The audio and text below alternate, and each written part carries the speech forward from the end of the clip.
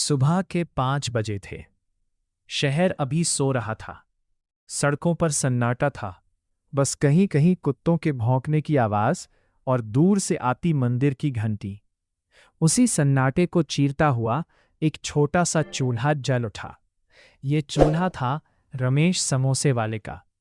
रमेश रोज इसी समय उठता था। उसकी झोपड़ी स्टेशन के पीछे नाले के पास थी। टीन की छत, टूटी चारपाई और एक कोने में रखा आटा, आलू और मसालों का डिब्बा, यही उसकी पूरी दुनिया थी। रमेश पहले भगवान को याद करता, हे भगवान, आज का दिन भी ठीक से निकल जाए। फिर वो काम में जुट जाता।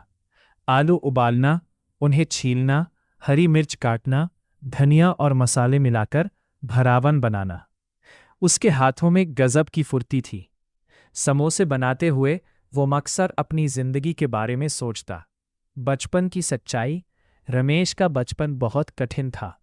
उसके पिता रिक्शा चलाते थे और माँ दूसरों के घरों में काम करती थी।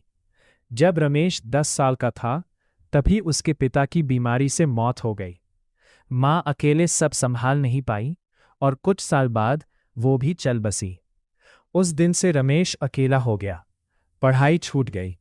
पेट की आग सबसे बड़ी किताब बन गई। कभी ढाबे में बर्तन धोए, कभी होटल में झाड़ू लगाई और आखिर में एक हलवाई के यहाँ काम मिला। वहीं उसने समोसे बनाना सीखा। हलवाई अक्सर उसे डांटता, लेकिन रमेश चुपचाप सब सह लेता, क्योंकि वो जानता था भूखा पेट तर्क नहीं करता। छोटा ठेला, बड़े सपने। आज रमेश का अपना छोटा सा ठेला था। लकड़ी का पुराना ठेला, ऊपर कांच का ढक्कन और नीचे गैस का सिलेंडर। ठेले पर लिखा था, रमेश समोसे वाला, स्वाद ऐसा कि दिल खुश हो जाए। सुबह 7 बजे तक वो स्टेशन के बाहर ठेला लगा लेता। पहले ग्राहक आते, मजदूर, रिक्शा वाले, अखबार बेचने वाले। भैया, 2 समोसे देना, चटनी ज्यादा डालना। रमेश मुस्कुरा देता, अरे, आपके लिए तो फुल चटनी। वो पैसे से ज्यादा रिश्ते कमाता था। ईमानदारी की परीक्षा एक दिन की बात है। स्टेशन से एक सज्जन उतरे, अच्छे कपड़े, हाथ में बैग। उन्होंने 5 समोसे खाए और पैसे देने लगे।